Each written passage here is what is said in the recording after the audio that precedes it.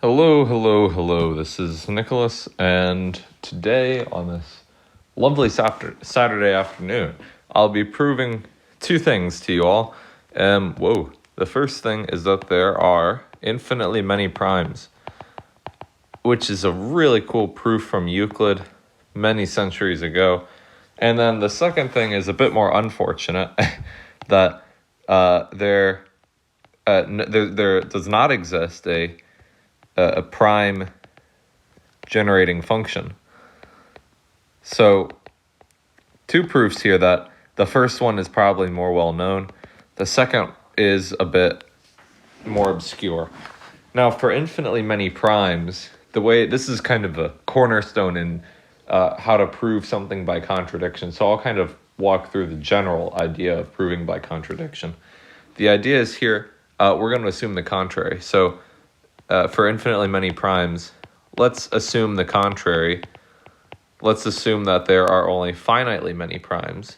If there's only finitely many primes, let's call those primes p sub 1. Say they're in the set of primes p sub 1, p sub 2, so on up to p sub n, the final prime.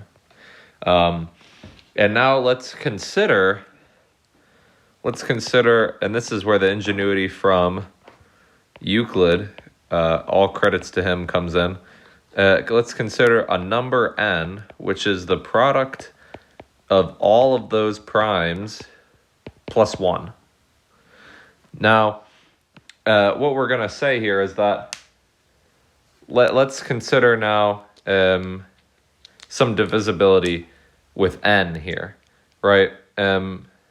We know that n is greater than 1, and so that means that it has to have a prime factor in it, because it is itself, any number bigger than 1 has a prime factor. Maybe it's that number, but it has to have a prime factor for sure.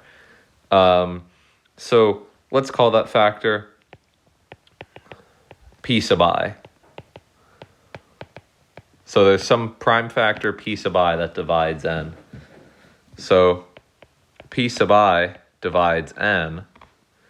And of course, p sub I is somewhere in this set of finitely many primes.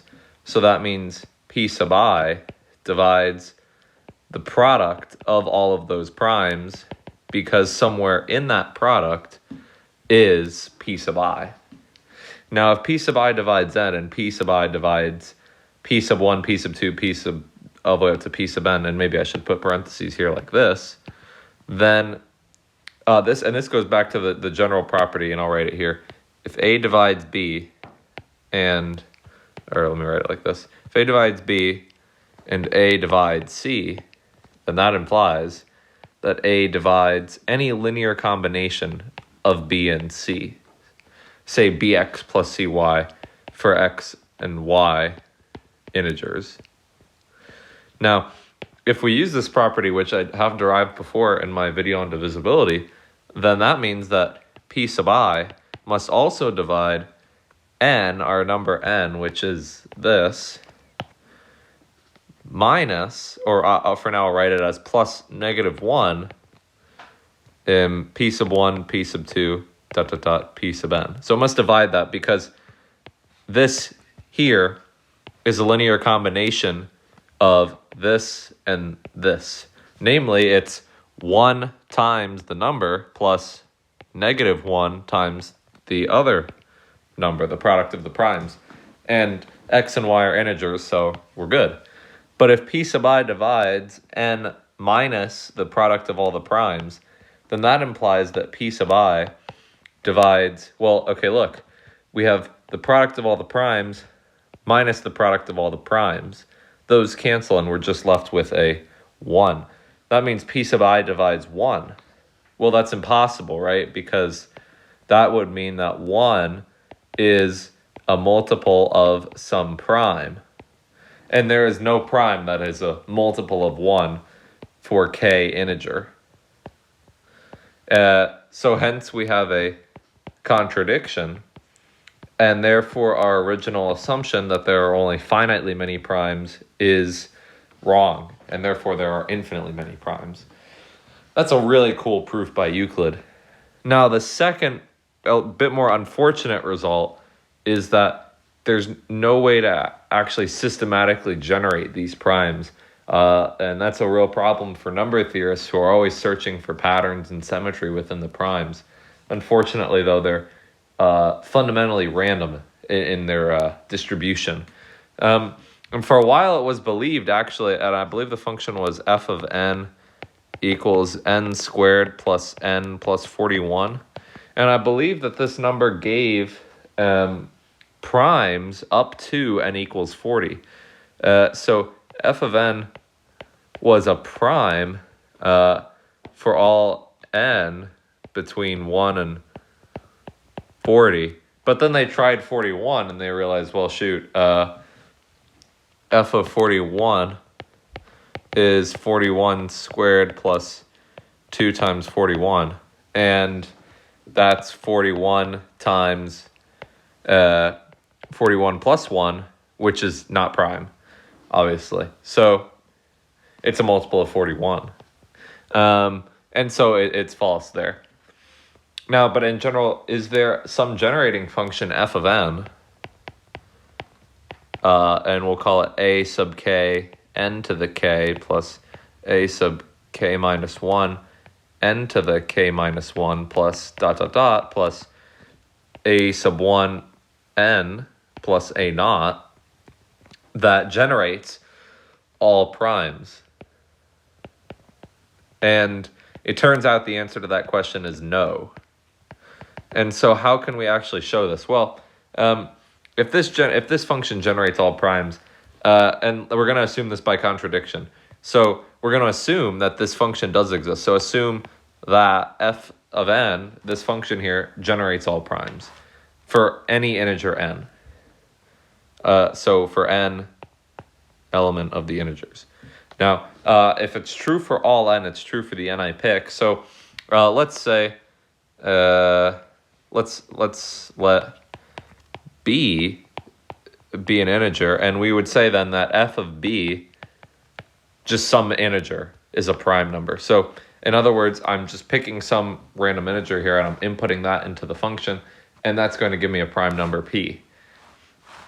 Now, let's then consider f of b plus tp. So for t, also an integer. So in other words, we multiply by this, we basically are starting with our b and then adding multiples of p, our prime. And so what would that look like? It would look like a sub k times b plus tp to the k plus a sub k minus 1 b plus tp to the k minus 1 plus dot dot dot plus a sub 1 b plus tp plus a naught. And so how I'm going to break this up now is I'm going to make it a sub k b to the k plus a sub k minus 1 b to the k minus 1 plus dot dot dot plus a sub 1 b plus a naught plus p times some other function g of t. So after we expand all of these n binomials together and multiply by a and do all of that algebra, what we're going to get is something like this, which would just be f of b plus p times g of t. And now, if we have, this is true because all I've done here is I've expanded all these binomials, done all the algebra, and then I'm just going to get a sub k times this b here, And then everything else I'm going to just kind of mash together into this other unknown function, g of t. And of course, each of those functions are going to have each term is going to have a p out front, so I have to put a p there. And so this is equal to b plus tp, or I'm sorry, this is equal to f of b plus tp originally, right? And, well, what does that tell us, right? That tells us that now f of b was a prime, right?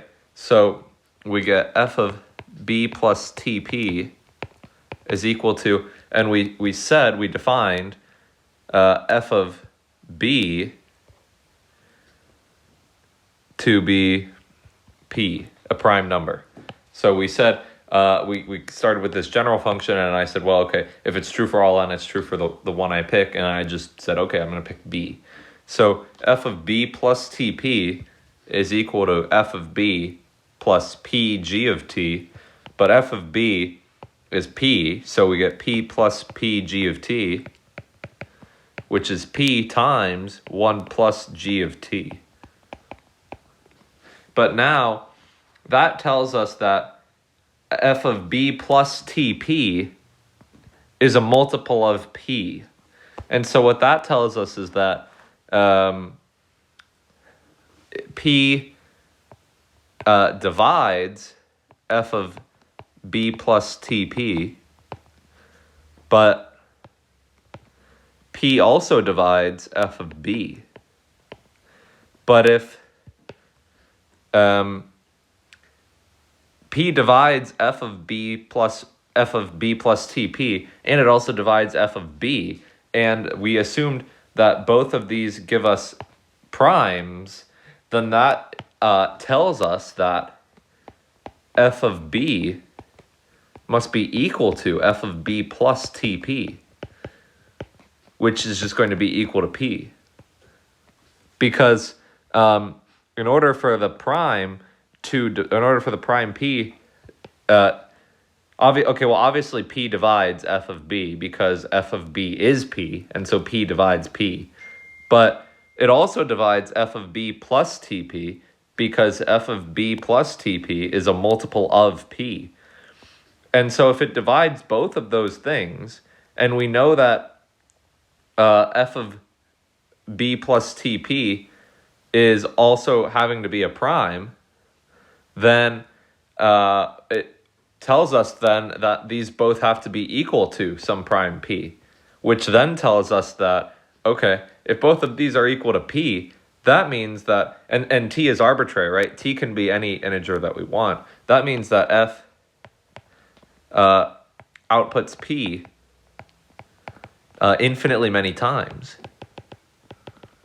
because of this divisibility that we have right above it. But that's a contradiction by the fundamental theorem of algebra, right?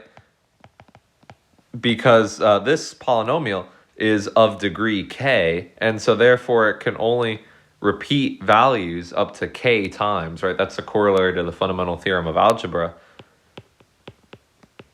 And so therefore there exists no polynomial generating function to actually give us these primes. In other words, the distribution of primes is random.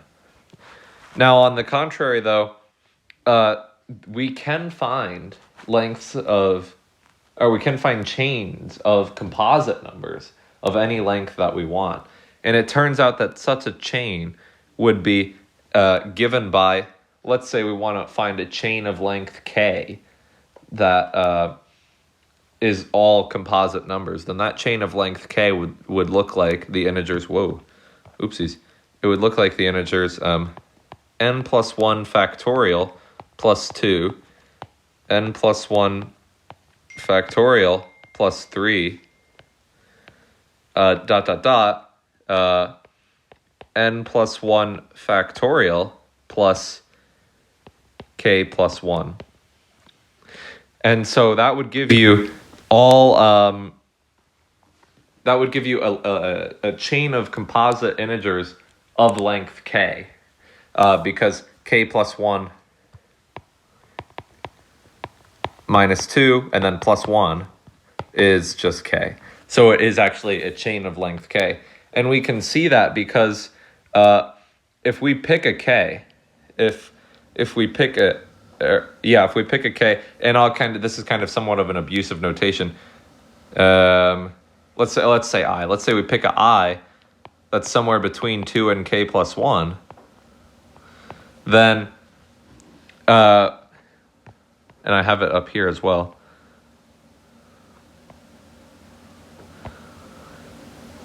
Yeah, if we pick, I used k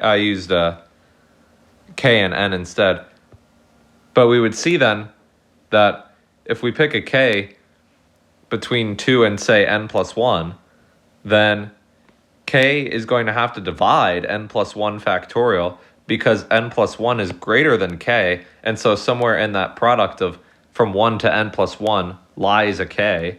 And then up to the top of our length here, the upper bound of our chain, we have essentially n plus 1 factorial plus n plus 1, which is k at most, right, from this second half of the inequality. And so if we have n plus 1 plus k, k is also going to divide that because n plus 1 factorial is divisible by k, and then we've just added another multiple of k. And so k still divides n plus 1 factorial plus k.